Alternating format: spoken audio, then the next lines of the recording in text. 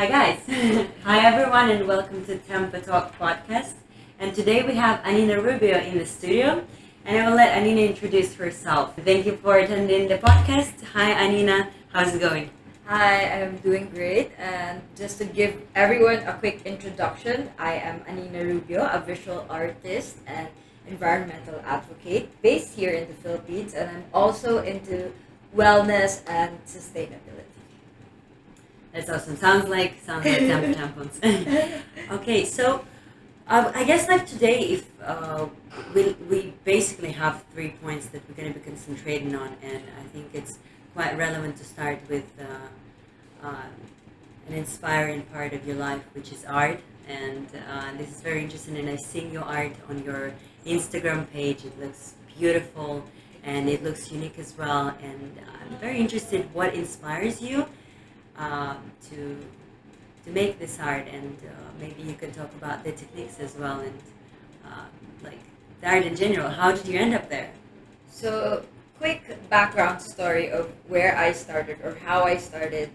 It was actually because I was stressed. So, during like my quarter life crisis, I actually worked as an engineer for a telco company. So I finished electronics and communications engineering.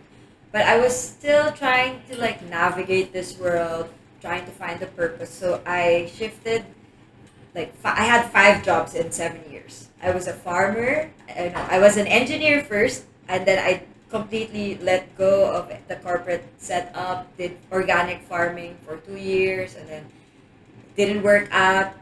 I was leasing a space. They had to sell the whole farm, and then from farming, I went into marketing, brand management, and then I had an online store back when online shopping wasn't a thing yet.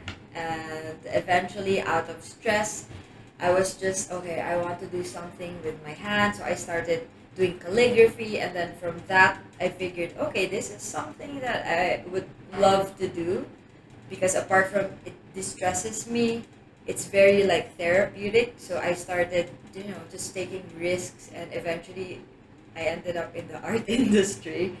So, which is amazing because I mean I've been in the industry for I think maybe 7 years, 8 years, and so far it's been the most amazing experience, and it's something that I feel I would still want to do even if I grow older.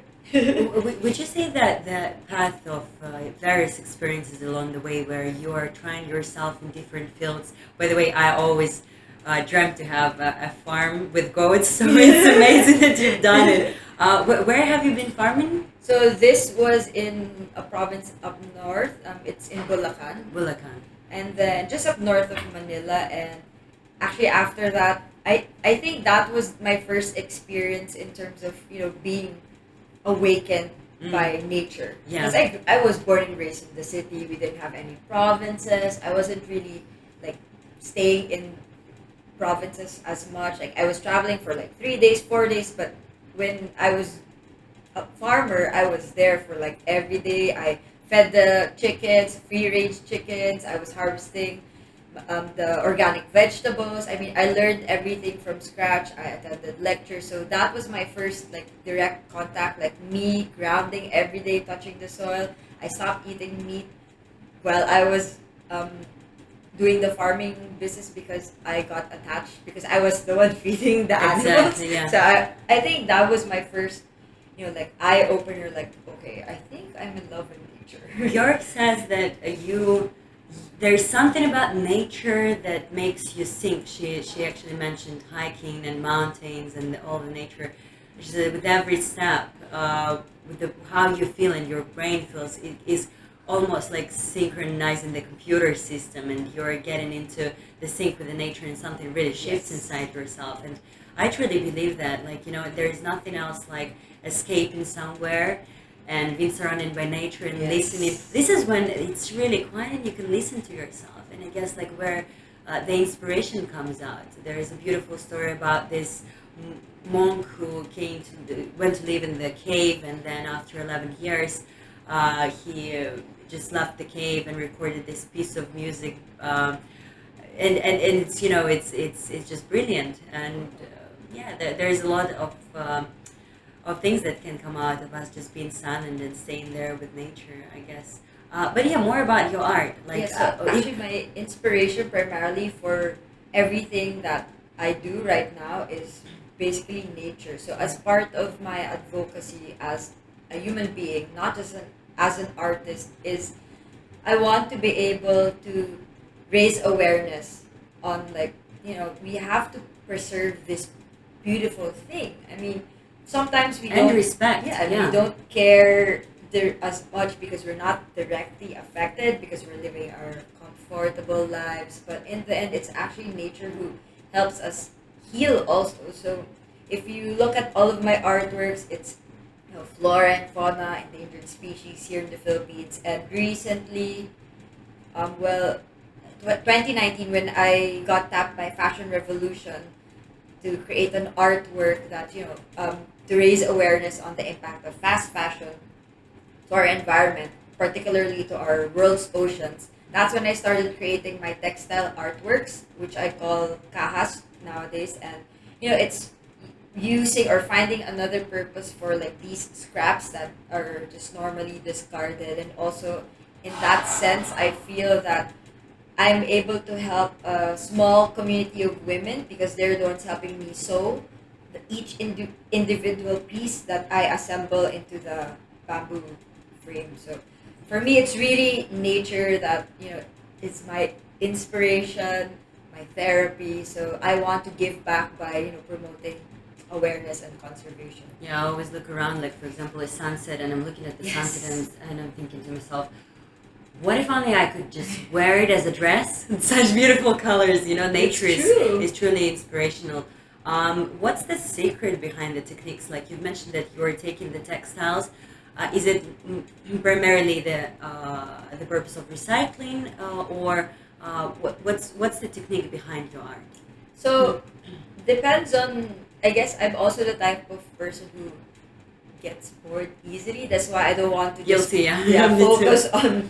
Okay, if I mean, I started in doing calligraphy, but then after a few months, I'm like, okay, what else could I do? So that's how I started painting. I mean, I never painted when I was young, and then, but everything can be learned. So for me, like if it's watercolor, it's really about like flowing with your medium, which is water and the paint. And then for my textile, which is my main focus right now, it's really about trying to find or repurposing something that's counted as waste, but at the same time making sure it's still aesthetically pleasing. Because I mean, you don't want um, an artwork made out of trash to look like trash, right? And also at the same time, I think it's also a meditative.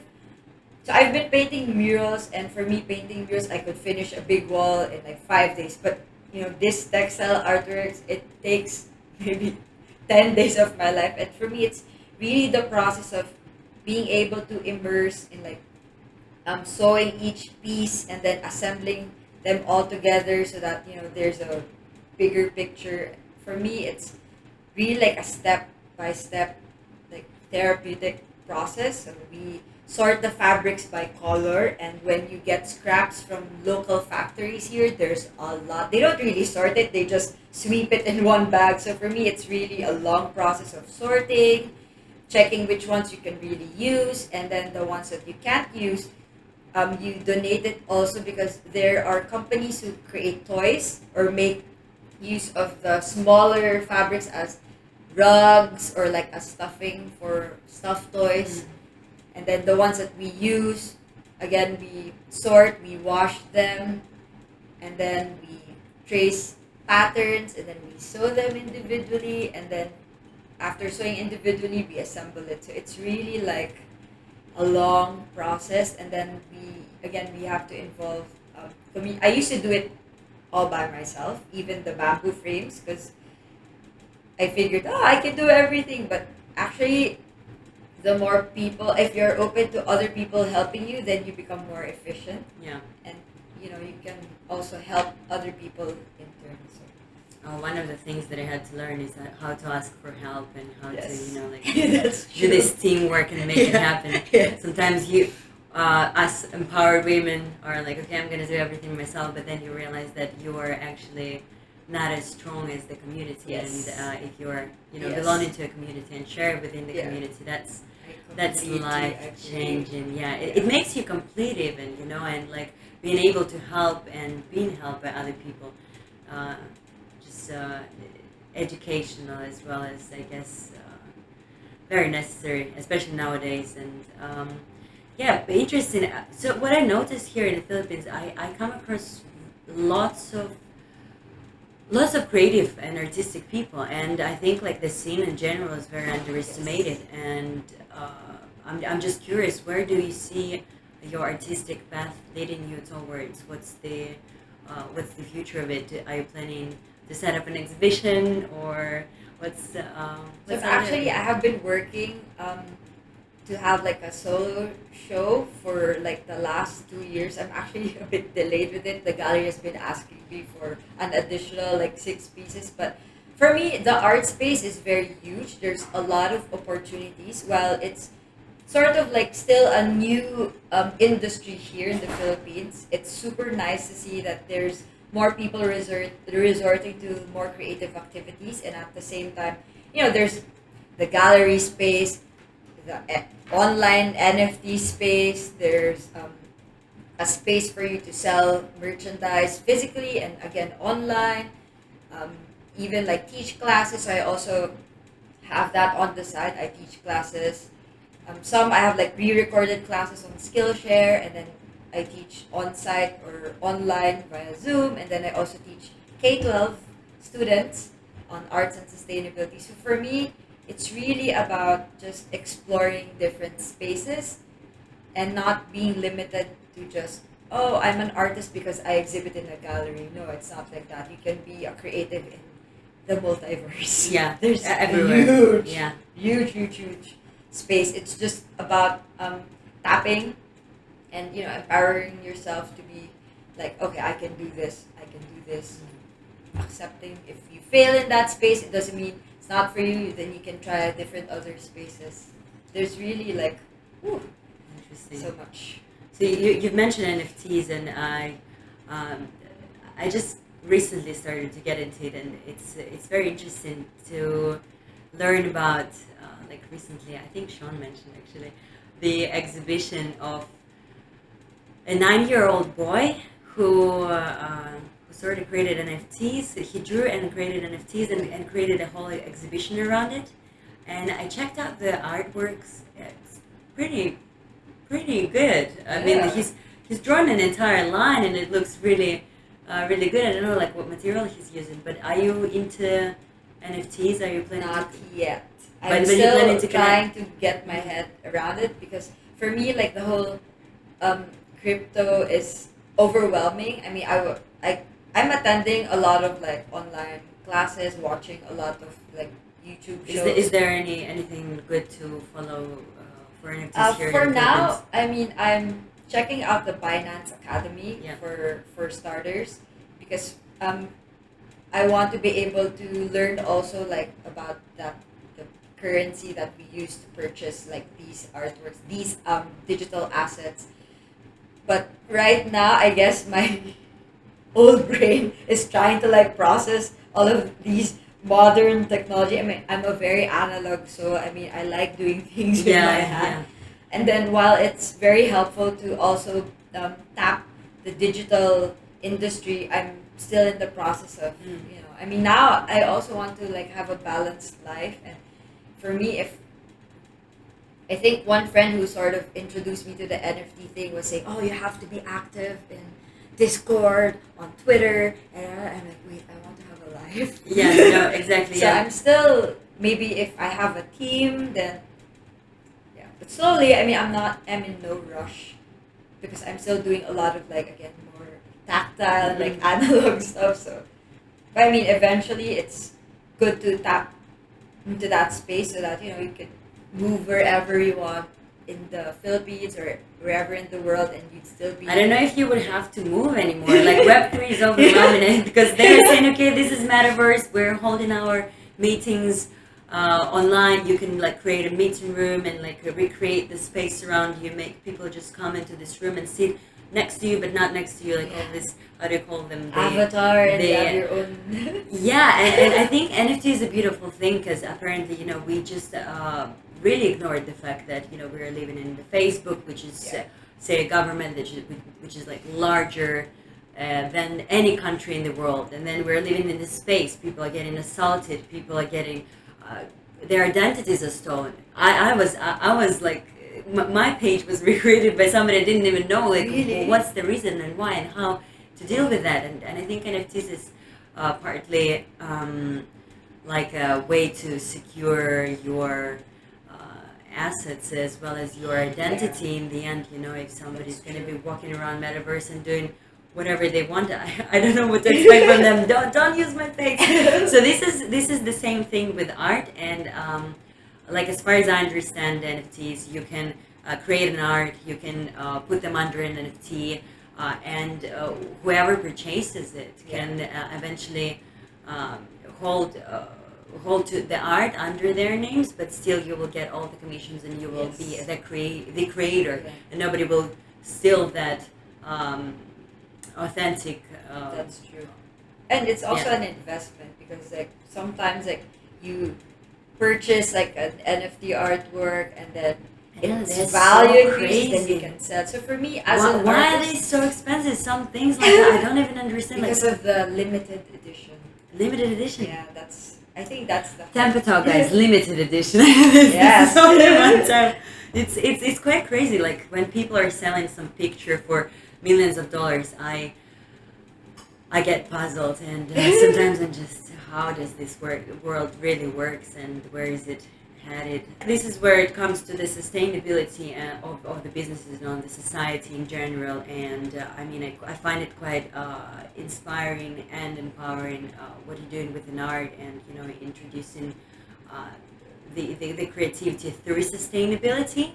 And I guess, like with our Tampo gang, where we are trying to hack and understand how the feminine hygiene care can be not just sustainable but accessible in terms of, like most of the people are using pads which are plastic infused first of all, and then obviously, like, it's not sustainable, although it's considered as a sanitary waste, and people are not really tracking it nowadays. But in the long run, that's an issue as well. And how do we really live with 50% of the world bleeding every month and not addressing this problem in terms of, like, how do we do it respecting the nature, respecting the planet that first of all gave us the opportunity to live in the first place.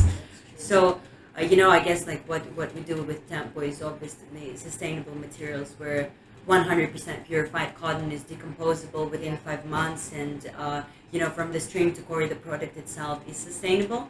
But I don't think that this is the limit, and I don't think that this is the limit to the whole,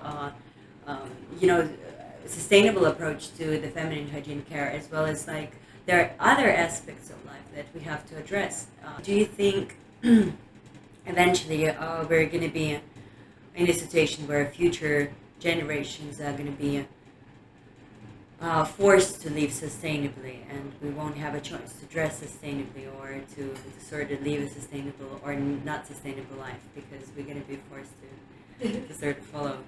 I think eventually that's the track, because if you like look around, there's a lot of brands and companies starting to shift into more sustainable materials, and then there's a lot of like youth climate activists, which is very important because I mean, let's be real, they will be the ones to inherit, and the future generation will be the one to inherit this world. It's not yet too late. Hopefully, with more education and awareness, that's the direction that the whole humanity will go to. It's very easy, yeah, and I think, like, there is a lack of education and sustainability aspect as well as sustainable living. I just recently met a lady. She lives in Bel Air, and they have a sustainable approach to the gray water. So you have a gray water in the house, and everything that you wash, like your dishes with, or use the sink or shower, all the gray water goes into the pipes that are built from the pipes inside of the house, and then they go up and they water all the passion fruits on top of their house.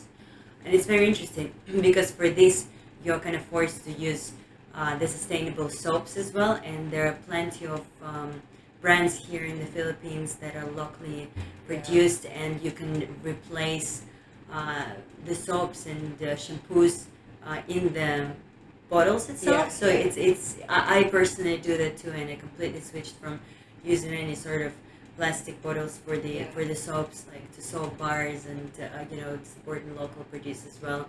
I think this is partly a very important part to be sustainable and support locally. Local brands, Yeah, local yes. too. Yeah, it's quite interesting. And I think, like I said, for feminine hygiene care, there's also a lot of opportunities too. Like locally, there's a lot of banana or coconut fiber that can be potentially reused. Um, but what, like, personally, you would say, like, life hacks that personally can be used by each of us, or what sort of attention we can give to certain details of our lives to live a sustainable lifestyle in the end? Well, for me, again, it's not really about computing your emission because that's a bit impossible, but it starts within your home environment, like whatever you can cut down. I mean, I think even before the people using the word sustainability as much as nowadays, people have been saying, okay, switch off the lights if not being in use. Like, don't let your water in the shower just run all throughout, something like that. And like reuse. I mean, I honestly believe that Filipinos have been partially sustainable in terms of like plastics because like if you open a freezer you think it's an ice cream, but then if you open the ice cream container it's like meat inside the so I think a lot of Filipino families have been like reusing like containers even before, like in for example in our household before. I remember growing up, like we have like the peanut butter jars but it has a different content already. So again, it starts within your environment, the space you move around in, and simple things. For me, it's really just the basic, like reusable bags, the bottles, because in the end, it actually also saves you a lot of money. So, for example, when I traveled to Europe, I mean, fortunately, the water there you can just drink from the tap, right? So I just refill my water bottle instead of buying water, which is more expensive than a bottle of wine. Yeah, So for me, like having that, that water bottle you could use wherever, and it's also good for your body to hydrate yeah, frequently. And also, again, it's really just if it's accessible to you, just double checking your choices in terms of what goods you buy. And for example, like instead of using pads, it doesn't really disintegrate. Use tampons. Honestly, it's not a super. I think we lack education here in terms of like um, hygiene, um, because here I think in Philippines is a pad country, but honestly, it's more for me more convenient to use a tampon because you can swim with ease. You can do outdoor activities. You can run. You can walk without worrying like, oh, the yeah. pad is misaligned or it scratches or it causes allergies. But we need to educate more people about the products that we use or we can consume, especially again if we have more awareness, like okay, using this is actually good long term for the planet as well because it decomposes versus just buying all. I mean, honestly, I've been doing beach cleanups for the most part, and every time there's like a sanitary pad that I have to, or even a diaper that I have to pick up. You know what else? You know what else? And you will be shocked. Applicators. So, like, if you're looking Yes, at the market and you see all these tampons and there are all these the plastic plastic applicators, applicators. yeah, we're doing sustainable tampons. They're made from cotton, but what about the applicators? Yes. And I think there are two ways to think about this. Yes, we have a tampon, and I think a stigma around a tampon is way over the top around, first of all, the virginity, which Yeah. tampon cannot break. It's quite hard to break a virginity, like Yeah. in the first place with a tampon because it's way too small. And like even the teenagers can start with like smaller size, the slim size, to make themselves feel comfortable and adopt to using this option of feminine hygiene care. And again, like a lot of information around how hygienic it is to use the pad in general, in the hot country where we're sweating, and this creates a perfect environment for fungal infection. Obviously, like this is something that is not discussed, even doctors don't really talk about this. And then again, like all the itchiness and all that, you don't allergies. You don't have that with tampon, and you don't quite need that, like clean yourself all the time, because you don't really have this synthetic material which always keeps it sort of wet and stuff. But another I think thing that needs to be mentioned is the applicators that are actually made of plastic, and that plastic is quite harsh and it's no way near biodegradable. And so this is why we're doing no applicators, and I think so far quite proud of Tampo. So far I think it's working really well, like for the planet and in general. I guess if it starts from inside, and how you approach life and envisioning the sustainable way of living, starting from the water you drink and the containers you use, we can look around and see the world that is constantly moving to the sustainability.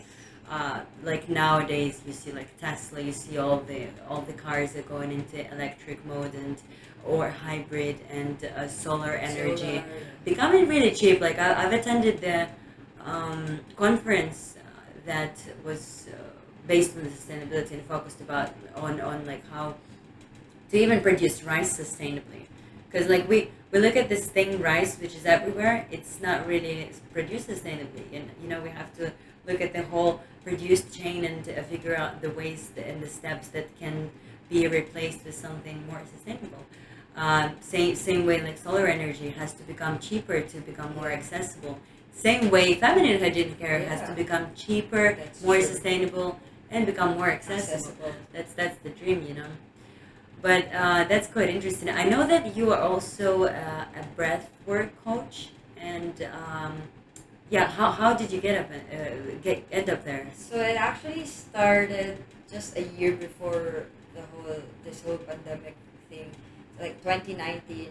I guess I was also trying for other modalities for wellness, because sometimes now we live in a super fast-paced environment, and everything needs to be like done fast. You have to respond. It's like because of the mobile phones, we feel compelled to instant gratification. If somebody messages, you have to reply fast, even if it's on a Sunday. You have to reply to work emails. But for me, I was trying to look for something that could be done in like wherever you are, because I do yoga also, but then for me, you need a huge space for that. You need like 15 minutes at least to do all of the movements or the asanas. So I was trying to look for something that was like, if you just in a seated position, you can do it. So I started like joining classes on like this modality of yoga that's focused more on Pranayama? not pranayama, but there's a kundalini. Kundalini. Yes. Oh my god, I love Kundalini. Yeah. Kundalini, like there's like breathing and movement. But I'm not a big necessarily like the huge. And then eventually Russell Brand, he was the one who actually introduced me to Kundalini. Oh, really? I was listening to his podcast, read the book. He has a brilliant book, Revolution, but it's spelled like Revolution. And he talks about like the addiction, and not necessarily just drug addiction, but addiction in any sense. And we all are guilty in various addictions. Like I can be addicted to sugar, and tomorrow I can be addicted to work, which is also not healthy in the long run. Like you get in burnout. Kundalini is Kundalini. It's the Kundalini. It started with that, and then eventually when I was in Bali doing my bamboo architecture class, like one of my classmates said, "Oh, have you heard of the Iceman?" So like Wim Hof, and then that's when I started becoming more aware. Like, oh, okay, there's a whole sphere of wellness that just revolves around breathing. Who's Iceman? Wim Hof. Okay. So he's called the Iceman because he's the one, who loves the cold. So as part of like, being mentally prepared. So it's part of like his whole like breathing technique, like because you breathe properly, you put energy in your body, you feel heat. Yeah. So your body generates heat, and then you can jump in like an ice cold water and not freeze to death. You know, it's intense. I love this example. So in Shantaram, I don't know if you heard about this book, beautiful biography story about the guy who went to India and went through adventures basically, and he visited this northern part of India where people been standing on the mountain in the snow, and they're standing and they're meditating, and they give this promise to kind of like stand in the snow for a year. And they smoke opium as well. Sounds fun, but they don't lie down, or they sleep standing. Wow. But apart from that, they're meditating and they're imagining themselves like they're standing in the fire, and it's a fact that the snow around them just melts. So here's the question of the capacity of the brain, brain power, how the brain truly works, how important is the mental focus, and Yes. the power of thought. Is that really that powerful? What is the limit? Because we use our brain like only 10%, right? Yes. If so. So that's interesting. But what have you like learned for breath techniques? Like you're saying that you can heat up your body. Yeah, so it Why is that depends on important? the type of breathing that you do. So, for example, in pranayama, you have like the breath of fire, which really like gives you energy. But also there's like relaxation breathing techniques, or nadi shodhana. You're balancing the left and right brain, your masculine and feminine energy. Can you teach me some techniques, some quick one to like hack the relaxation in the middle Well, of a really stressful day? Well, the less technical breath work that I teach is, just making sure that your inhalation duration is the same as your exhalation. Because actually, if you just focus on breathing, you would actually notice that you're doing 20 to 25 breaths per minute, which is, it's fast paced. But actually, you should be doing around like 10 to 15. Like diving. Yes. You So know, actually, I did free diving like maybe 2013. I was afraid of the water, so that was my first introduction to like Embrace your meditation. fear. Trying to control, and storing your oxygen. Because sometimes we think that I'm out of breath, but actually our body stores oxygen. So it's really about managing it, and like it's really mental power. But yeah, so if you are stressed, overwhelmed, the fastest way for you to like um, tune into your breath is just to inhale slowly. So you through the nose down to the belly. So you feel your belly expand like a balloon, and then move the air to your chest, and then exhale slowly through the nose again, like 4 seconds. If you can count, like inhale for 4 seconds, exhale for 4 seconds. Just doing 5 rounds of You have that. to count. You can count in your head as long as you like try to exhale. Like in slowly. yoga, I learned that it's like a diaphragmic breathing where you start with the belly and then it goes into that diaphragm. I even one of the teachers I did a course in Bali. She said like breathe into the top of your head and hold it there, and I'm feeling almost like, and people are getting really high on this. That's true. Yeah, it's like somebody said, oh, I can reach those states of mind, and that's what monks do. They are meditating until they really live in their body, like literally they leave their body. And it's a good way to release because when I was learning the breathwork modality, sometimes I would just like cry, and I was asking my instructor like, "Is that normal?" Is that normal? Yes. It's a Because release. sometimes it's also your body's way to react to release. Because sometimes when we're stressed or like we're angry, we're frustrated, we don't necessarily have time to release it, or just like sit down with ourselves and like okay, I don't feel well, like I'm gonna cry. But sometimes, oh, I have to do this, I have to do this. So we're always like trying There's to always some. keep ourselves busy and distracted, so we don't really release. And I mean, there's taboo also. If you cry, you're weak. Yeah. Honestly, like me, I think my friends would attest to this. Sometimes I feel bad, I just cry and send them a cry fee, and they'd be like, oh, okay. I actually have like this vision of like just letting people post photos of them crying, because I mean, let's normalize cry. It's not Yeah. a sign of weakness. It's actually a good release. Yeah.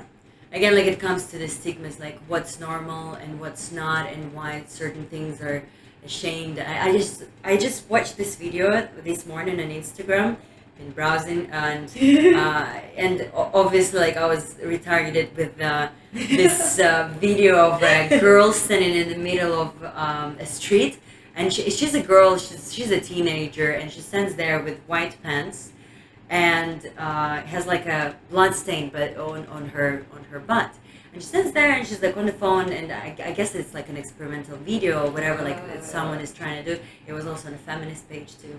I'm just getting completely targeted there. And she's standing there, she's in her phone, and people are just passing by, and everyone is looking at her white pants, red like thing on her pants, and no one is saying a word. So like 20 people would pass by, and everyone would look like this. No one would come and say anything.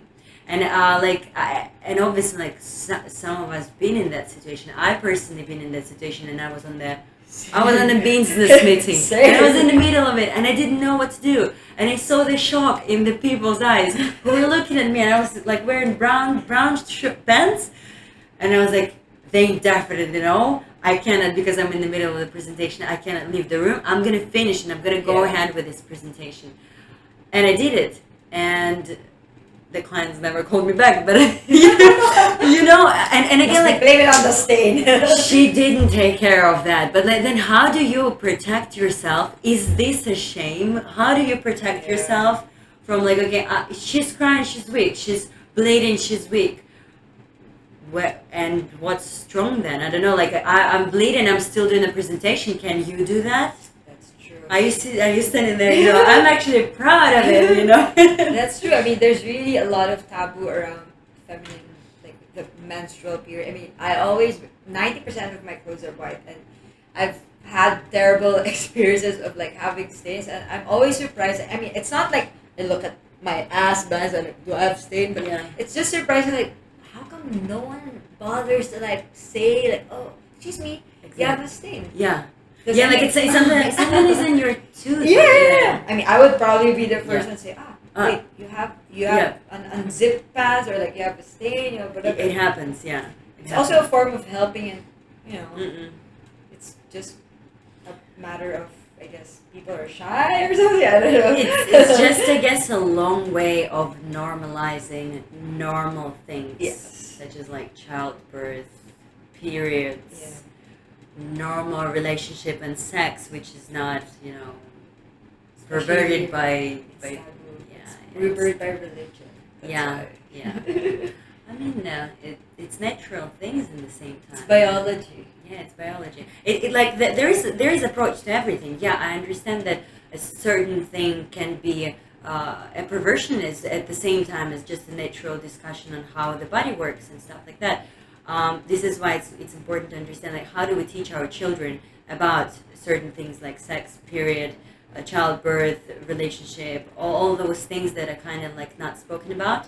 And again, like, because they're not spoken about, children do a lot of mistakes, and then those mistakes are, introduced to the future generation. And I think the world would have been a better place if we would just speak freely, like you and me today, and not necessarily be scared of certain things that are part of our lives, and not hide them in the bathroom somewhere. Yeah, that's true. It's really also just embracing our biology, our bodies, and getting to know more about ourselves, not just, again, mentally, but also, again, physically. So in that sense, for example, I link breath work to, wellness, because, I mean, we have been breathing since the day we were born.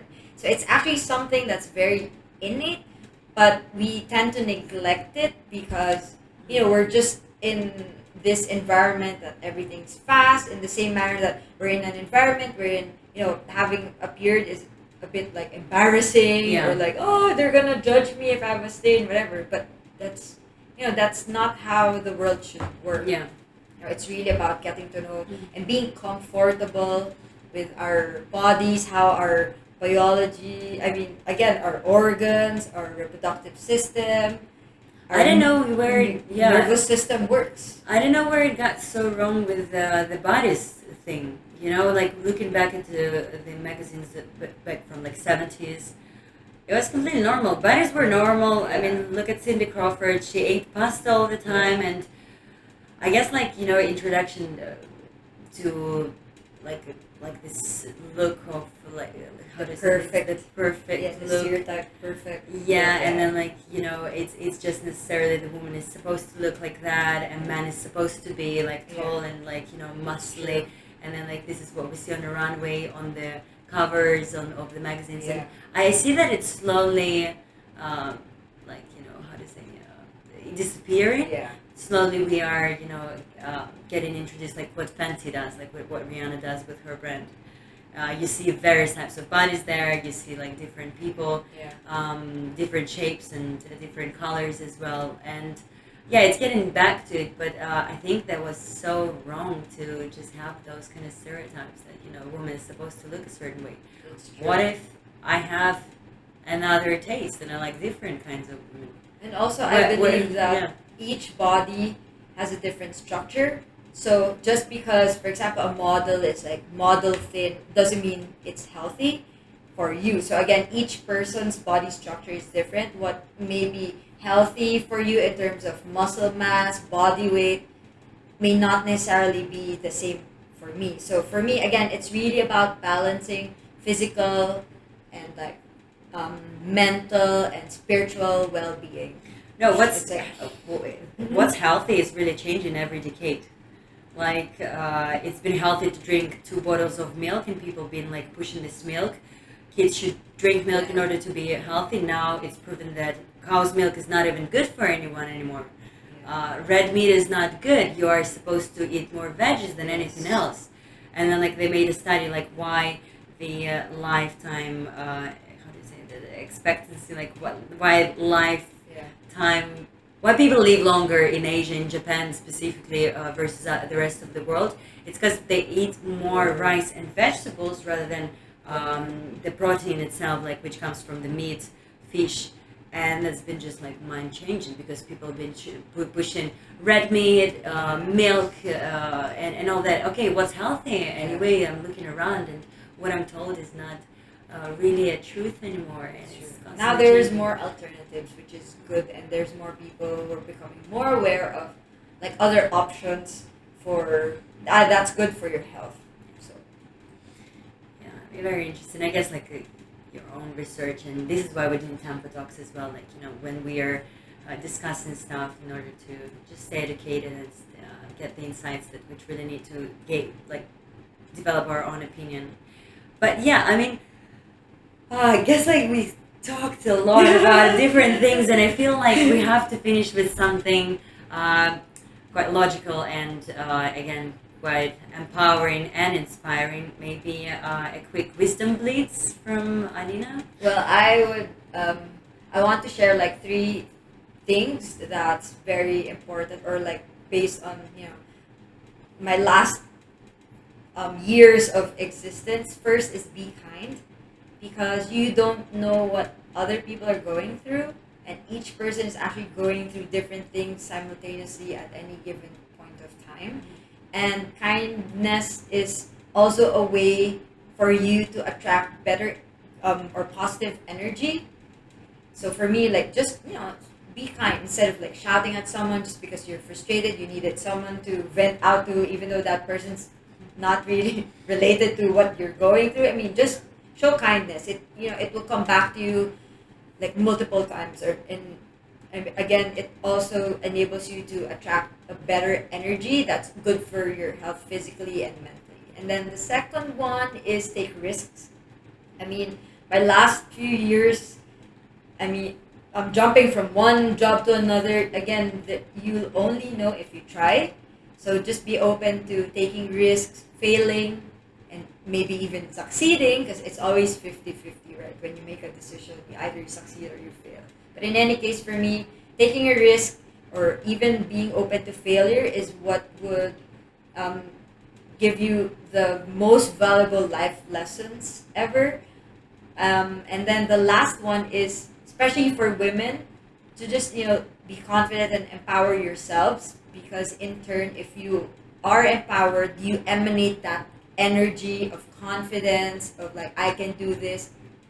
And again, when I say I can do this, it doesn't mean you have to carry the whole burden by yourself, because there is a sense of empowerment by partnering with communities, finding collaborators, and working together in a team versus me, I can do it all by myself. And in turn, if you empower yourself, you can empower other people. So Wow. that's Wow, it sounds like ego must die. Well, that's been a huge pleasure to talk to you, Anina. Risky, creative, empowered, inspiring, and all that is beautiful, yeah, and kind. So yeah, I guess like all of us have to, walk a long way to work on ourselves and be kind and stay empowered and inspired. But yeah, guys, thank you so much for watching, attending, and listening to us. I hope that you enjoyed. And if you have more questions, you can reach out to Anina herself on her Instagram page, which is going to appear somewhere on the screen here. I guess like here. Here. And to us as well. Tampo Talk by Tampo Tampons. And my name is Val, and I was very happy to host this podcast. Well, everyone have a great day. Bye bye, and see you again in next episodes. Bye. Bye.